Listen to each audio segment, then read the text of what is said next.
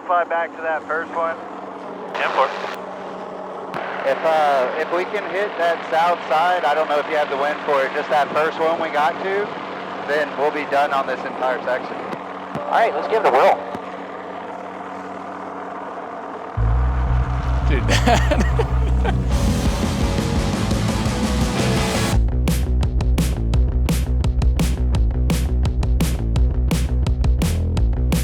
Electricity is the foundation of modern society. We've used this zappy stuff since Benjamin Franklin went kite flying in 1752, and it's not slowing down. Nowadays, we take it for granted, expecting the lights to pop on the moment we flip the switch. But there's no magic here, just hardworking people doing crazy stuff to make it happen, often in far-off lands. Which brings me to today's visit with Quanta Services.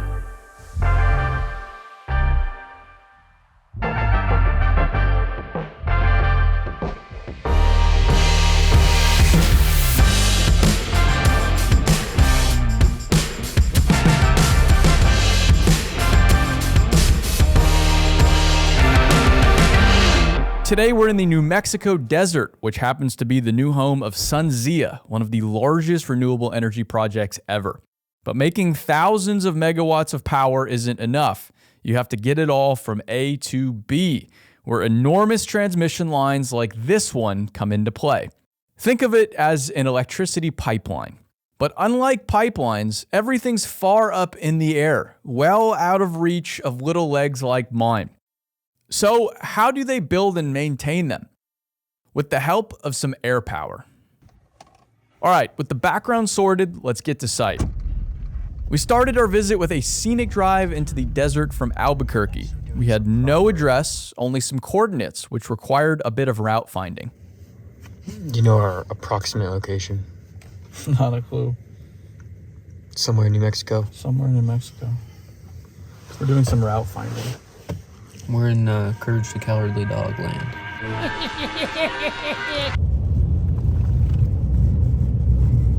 have no idea if this is the right way. They never have and they never will. Look at that.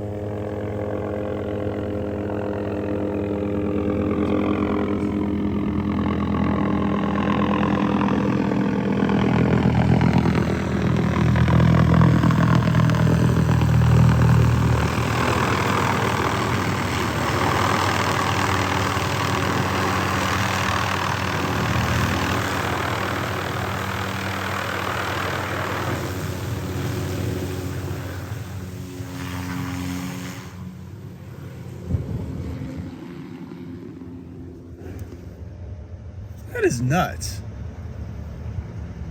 You just dropped him off and dipped. What? After arriving and meeting the pilot Jay and the crew, they told us to hurry up and get down the transmission line to catch the other helicopter pilot pulling wire. All right, we are signed in, talked to the crew, helicopter, another pilot just hopped in, took off, headed down the line. They're gonna be pulling line right now, so we're gonna run down there. If you've ever wondered how they string transmission lines, wonder no more. Using a hook dangling below the helicopter, the skilled pilot pulls a smaller temporary line through each tower, connecting everything together. At the end of the pull, the helicopter hands the line off to linemen working from bucket trucks. Once strung, the ground crews take over using enormous line tensioners to pull the permanent transmission line across the towers, removing the temporary line. And just like that, a transmission line is born.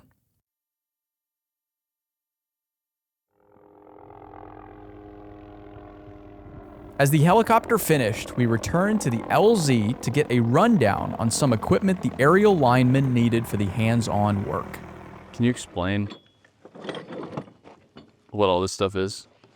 All right, so this right here, these are spacers, and they're going to go in those bundles right there where it's multiple subconductors. They keep them from slapping together in the wind. So you have to go up there and put these on? Yeah. So depending on whether it's windy or not, we'll either put some carts, some spacer buggies on the wire. We'll land those on with the helicopter, and then you see they'll have them hanging at each structure right there, and they'll have them ready. So we'll start. And you just scoot yourself along. Well, it's motorized. Oh, It's got like a little Briggs on it, and it's got some hydraulics that reach up and grab the lower subconductor, kind of put it in the right position so you can put it, in the right spacing. and then you just bolt it on. Yeah. That's that. Yeah. These clamps will just grab it. You'll seat them properly and tighten it up, and that thing torques off at the right torque speed. Oh, okay. So yeah. And then these right here, these are dampers. A lot of people call them dampeners, but they're dampers. They dampen, and as the oscillation or whatever, the wind, it shakes the wire, it comes up to the structure, it likes to rattle things loose. These are supposed to mitigate that. They kind of spring, and that plate helps bounce and send them back. So these go close to the structure? Yeah, so these will come about 87 inches from the shoe for the bottom subs. For the triple bundle, and then I think they're anywhere from 47 to, well, depending on how many you have on each wire. Some spans are a little bit longer and stuff, so they'll have multiple up there. Wow. And these are the same concept. So it used to be just statics OHSW on the top over to protect from lightning strikes, and now we put OPGW, which will allow substation to substation to communicate, and it's fiber optics, so they can know, like, they can pinpoint. So it's still different things. two things. It still acts as a shield wire for lightning, but inside of that is glass, Okay. like 196 pair. And then, like Jacob's saying, it allows the utility to do instant switching. Interesting. Okay. And you bring it all up. Yeah. In bags like this. Yep, we have, I call them nose bags. The drum bags are the small ones, depending on where you're at in the country, and then rod bags. So Yeah, I'm still not totally grasping the ladder. So we'll show you one. These hooks will land on top. We pick them up, carry them out, and then we'll have them rigged down where we need them at, depending on what voltage we're working. We hang our material down where we're working at, install it. We have rigging that we carry up with us. So I guess it'll make more sense once we see you on the. Yeah, absolutely. It's But you hang that from. we hang it and work from it, Okay.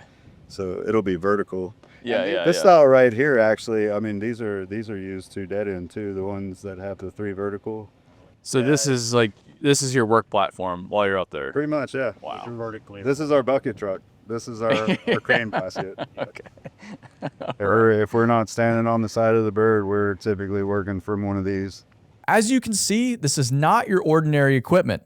Everything here is carefully engineered and thought out to keep the linemen safe while working around the high voltages the lines produce.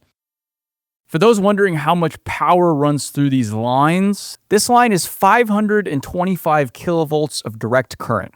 To put that into perspective for myself and others who think electricity is witchcraft, that's about the same amount of energy as a lightning bolt through each power line. While this transmission line isn't energized yet, Quanta often performs aerial work on other lines across America, and it's a bit more shocking.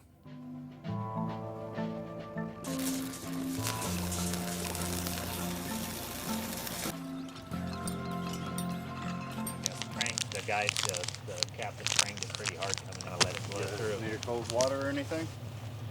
Good right Topo now. Chico? Oh, you got Topo Chico? Yeah, you want Topo Chico? You guys are high class. Highfalutin. Yeah, this must pay good. Whoa. Man, first time I've had a Topo Chico on a job site. Yeah.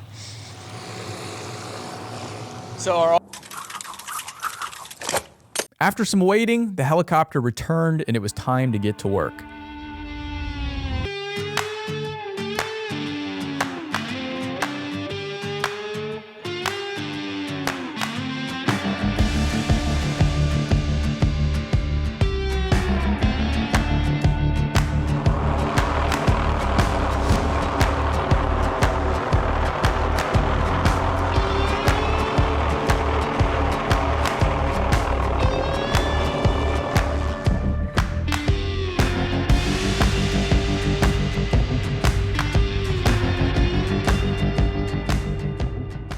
crews jumping from tower to tower in a flash.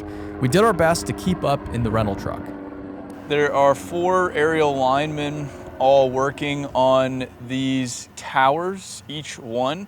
They're using the little bird there to hop between each one of them. The little bird is picking up 2 of them at a time with that rope, putting them onto the tower. They tie onto the tower, they start working. They also have these 2 ladders that they work from with their tools, everything hanging from. They're able to get up and down the tower using that ladder. That is their work platform. So the helicopter is moving between the towers, moving the 4 linemen 2 at a time, and moving the 2 ladders 1 at a time. And we are bouncing around here in the middle of the desert like a bunch of dummies trying to chase them. I got bags of blocks coming in, and then I'll take the material back out on the way. Box material. I didn't see which bag those nuts came out of, so I just threw them in one of them. Okay, somebody's gonna end up with some extra nuts. Our lucky day. We'll check before I grab them. Copy. Could use some. That's what I was thinking.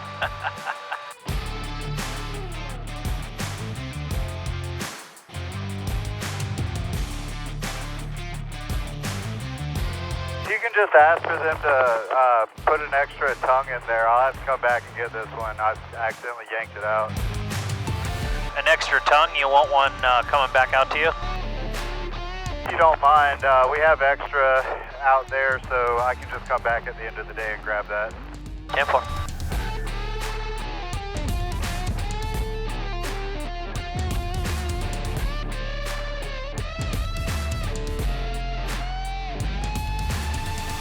After a solid morning's work, it was time for a break. While everything was slow, we asked Jay to give us a rundown of the backbone of the operation. Yeah, if you could just walk us around. I mean, it's 2-passenger, but you almost never have a second person in there? Yeah, generally we're 2 people. We'll normally do a lineman or something like that up in the front if we're just going for a project overview. I gotcha. If we need to put a bio on board to go check for nests, any of that kind of stuff. Okay. But it's definitely somebody usually related to the project. Okay. Every once in a while, throw a mechanic on board for track and balance or any of our maintenance needs. But it is a 5-seater technically. Yeah. You can also stick somebody in the center, and then you can put the 2 rear buckets in. Okay. But we always run it 2, so it's light, meant for lifting. And then we do, obviously custom modifications to it. That it has a wire strike kit for working in near the wire. Yeah. We also have the sideboard that just keeps the side of the aircraft from getting damaged when the linemen are leaning back against it with all their belts on. I see. Right, and then we have the ring. The ring has 2 attachments. It can be used to side pull, or it can be used for skid work. The guys put their both of their safeties through that so that they don't, if one failed, they wouldn't fall to the ground from the aircraft. We got kind of a handle here. The bond is in the back for us equalizing the potential between the power line and the aircraft. For us in this instance, it's de-energized work, but also for energized work. Okay. And then they take the paint off the skid here. That's where the bond goes, so it's metal to metal contact, so everything would go through the frame of the bird itself. Wow. And then they do some other kind of custom mods. We put, they found that we get dents in the back, so they put diamond plate here in the back, and then they rhino line the floor. It keeps stuff from sliding around. Sure. And then they're calmed up. The guys are calmed up in the back with us, so we can talk to them positively when they're on the wire, because they're obviously facing away from us. They can't really see the head signals that we would normally give. So we're talking to them. And there's no door on it. There's obviously. no door, right? When the weather starts to warm up, we go without the door. When the weather's cooler, I think the last time you were out, you saw that we had a bubble door on it. It's kind of a logging bubble, just enough room to stick your head in. Because what ends up happening is when we stick our heads in here, we're looking straight down aft of this down tube, just right in this area. Okay. And this is like this skid cutout. This is one of Winco's modifications to the aircraft. It normally would be that size in the back, so quite a bit of profile they've cut out of it that we've found gives us a little bit more room to be able to see the work that we're doing. Okay. And when they're working off the skid, they can put materials. They can, within. yep. That's why we got the bungees in the back. So like the spiral dampers went underneath that, Okay. and then they can pull the material out horizontal to work off the skid. We don't put a lot of we used to put blocks and stuff like that in the back, but it just beats it up too much. Yep. But smaller items that have some weight to them. We just got our first set of platforms, so the platform actually sits just above the skids, and the guys would actually sit out on the edge and do wire work down there, which gives us a little bit more room with the blades and gives us a little bit more standoff from the wire, which is pretty neat. Yeah, because the blades when they're doing skid work are pretty close. They're close. They're pretty close from the eye. Yeah. Yeah. At Winco we have to maintain 5-foot rotor clearance, main and tail rotor. Yeah. So we're just trying to keep the guys kind of like right in this area, so you still get your 5 feet out at the tips. Okay. But yeah, the platform does give us some more room. But we like to have everything, right? If it's too windy for the skid, maybe we'll put the platform on. If it's too windy for the platform, we'll go to the long line. It's just that's the cool thing about McDonnell Douglas helicopters and all the things that all the things people have invented for them. It's just this is like the Swiss Army knife of Powerline helicopters. Sure. You can just put so many different attachments on it. And then from the bottom, you have those two. Those are the 2 points.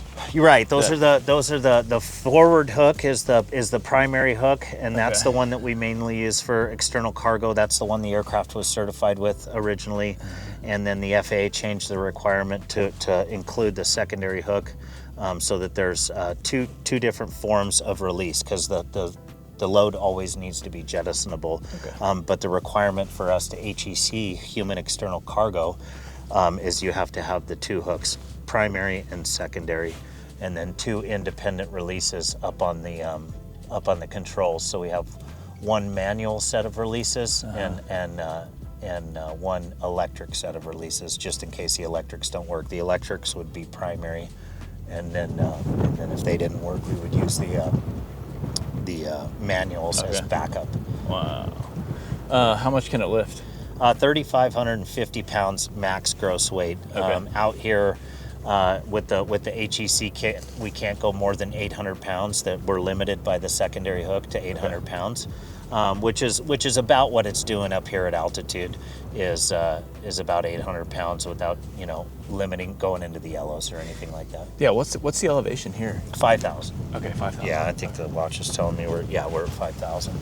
This thing's a beast. I mean, it's the biggest motor, right? This is the MD530F. Okay. And it's got the C30 engine in it, so it has the biggest motor in it. It's got, the blades are a foot longer than the D model, the round nose. It's got the tail rotor extension, so you get a little bit more authority back there. Yeah. It's just, they're nice machines. They're really nice machines. That's a good word, authority. What determines how long of a line you use?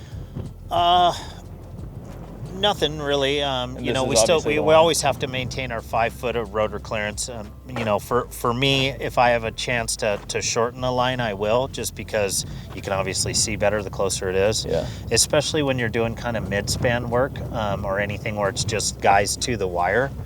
It's a lot easier to see what they're actually physically doing with their hands.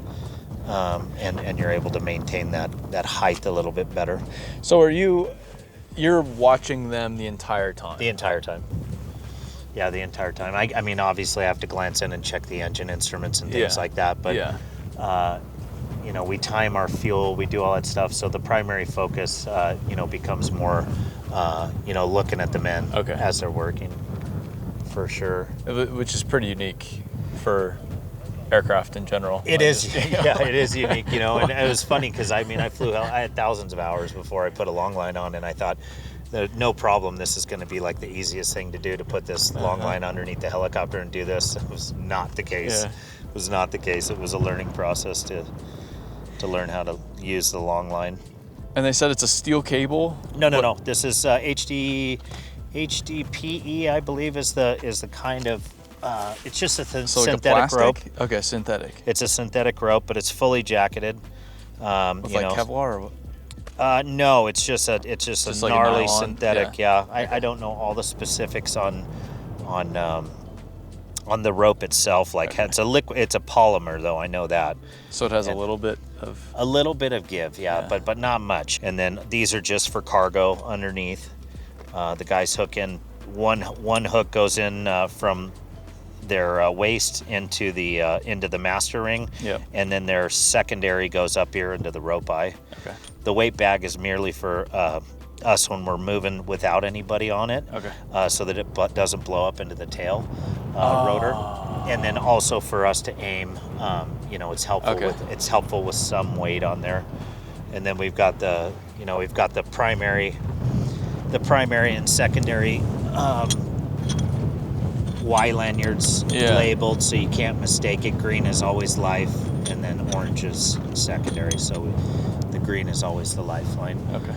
After a walk around and safety checks, it was time for the day's second task: installing supports onto the wires where they meet the tower to give them extra strength and prevent them from damage.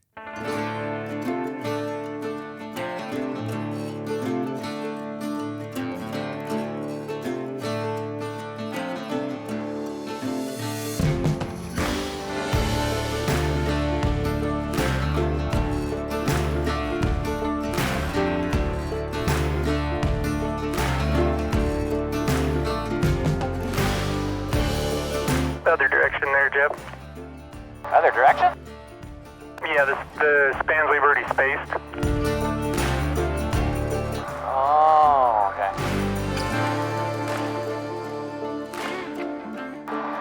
All right, coming back.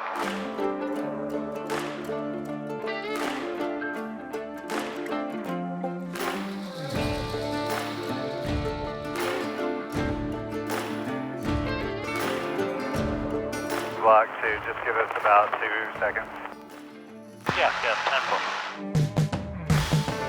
So he said something about they didn't have a cart on that side or something. But we were right there spacing. I don't remember seeing anything. Ask him if he's talking about at their ground. Well, no, he wouldn't be. We'll just fly down and see. I don't remember them having a lip up here.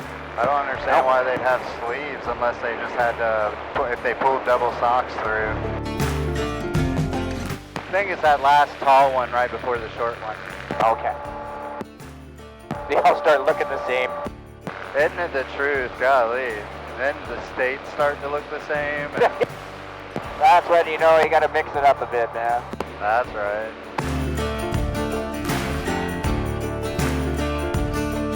Hey, on the north side there's about 2 spans down. There's some guts on the sleeves. We weren't able to get them off. I wasn't sure if you wanted to grab those real quick. At the dead end?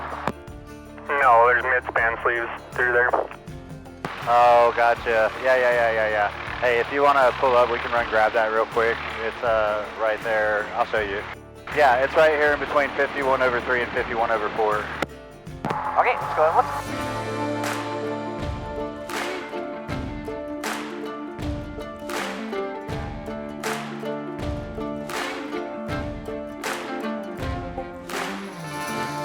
First off, thank you to our new sponsor, Ariat. Check out all of their wares linked in the description of this video. And a huge thank you to Quanta Services and Winco for having us out. This crew was absolutely fantastic. I hope you enjoyed the video as much as we did, and we'll see you on the next one. Stay dirty.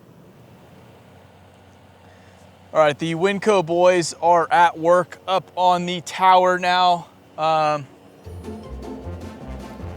I'm not gonna say that. Before we get to the work on the towers themselves, before we get to the work at hand today, let's review what the heck's going on. Before we cover the work happening today, let's review what this project is all about in the first place. Just so we have it. It's all about transitions, you know, because we're professionals nowadays. Very professional.